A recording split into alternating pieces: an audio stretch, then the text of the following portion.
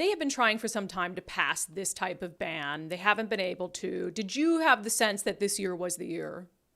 Oh yeah, yeah. We knew it was going to go in. The Democrat Party on these kind of issues is 100% in lockstep.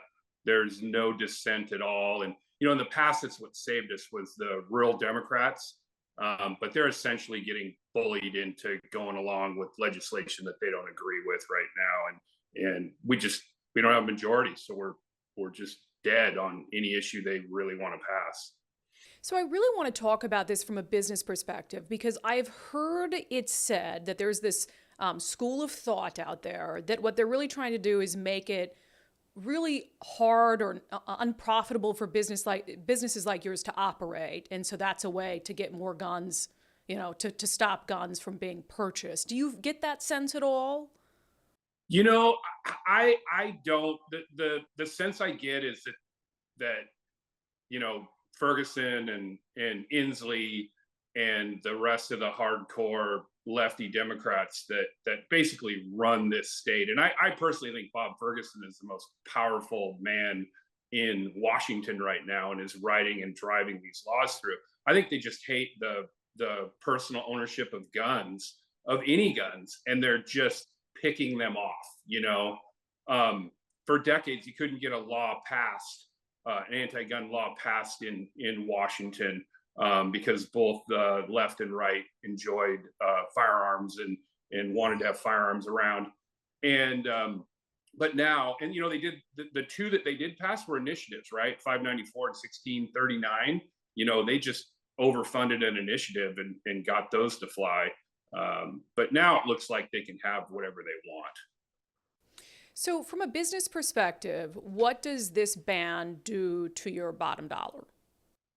Well, we're known for everything that is covered in this ban, and it's a big part of our business. I would suspect it's going to take 30% off our sales, probably a little bit more off of our profits.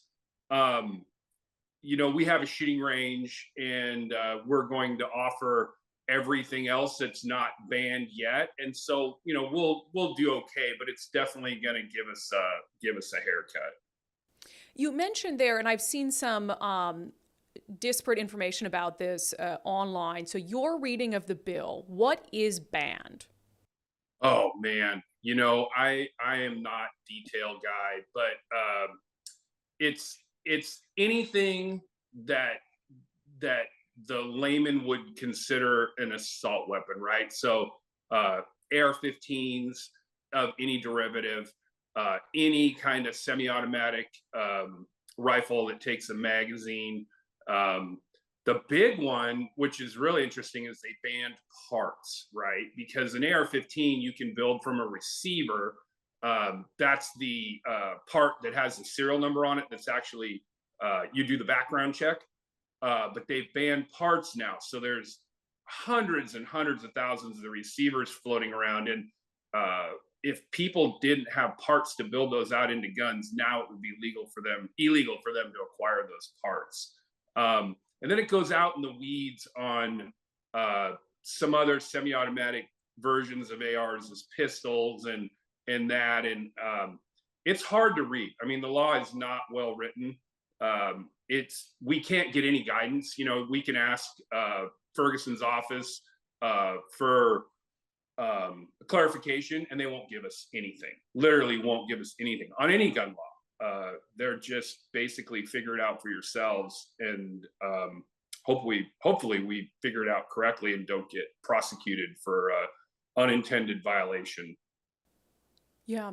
So this has an emergency clause attached. So as soon as pen hits paper from the governor, it is law. So have you already stopped selling these guns then?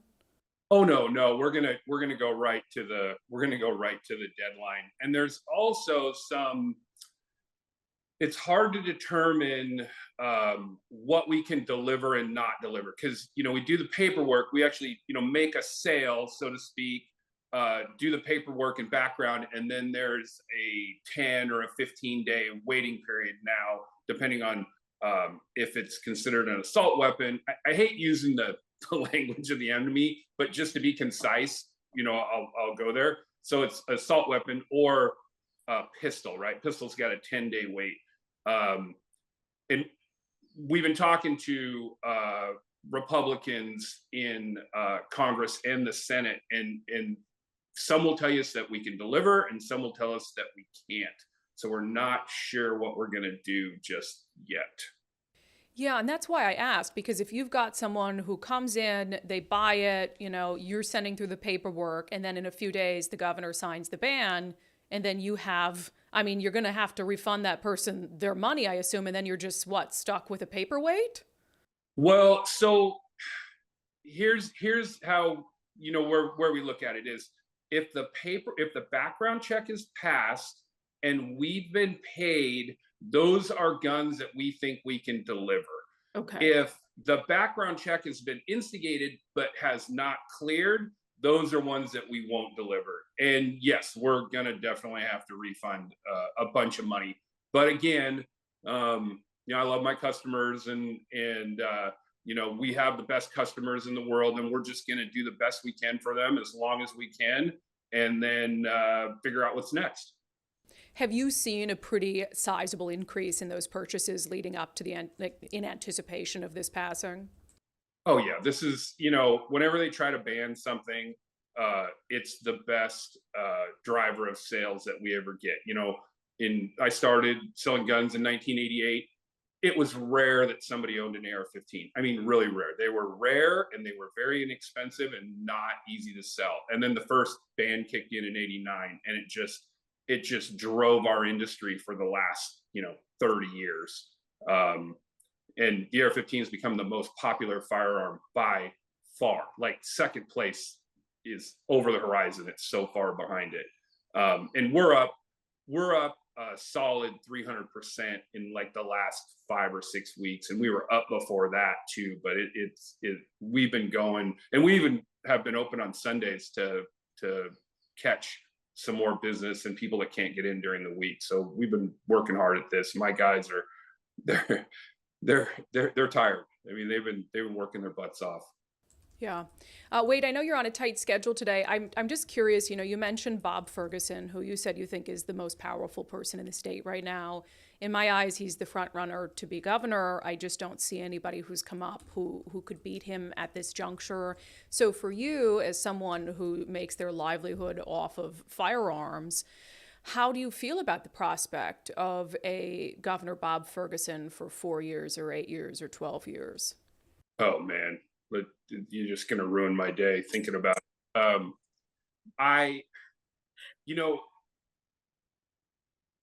I'm a gun shop, and I have to follow every rule, every law, whether I consider it constitutional or unconstitutional.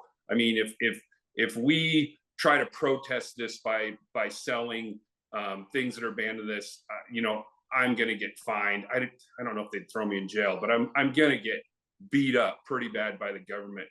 But we expect some level of fair play in this, and this law is obviously unconstitutional. I mean, there's no way that this is going to stand up long term. And I just expect the same level of lawful behavior from the opponents, who are Democrats, right? And they're in power now, and they're ignoring their sworn duty to uphold the Constitution. And it really, we don't have a fair playing field. We don't have a level playing field now. So it's tough. I'm dug in. I'm going to sell guns probably until they put me in the ground. So, I'm going to keep slugging away as long as I can. But definitely, it's not a level playing field for us. All right, and you hit it there. Is this going to last, and is this going to be upheld? And that's the real question. And I know Republicans had tried to add an amendment saying, "Hey, we won't oppose this, but we want to say that it doesn't go into effect until its constitutionality is upheld." And Democrats said no. So, Wade, I have a feeling it's not the last time we're going to be talking to you. Wade of Wade's Eastside Guns. We appreciate it. Thank you.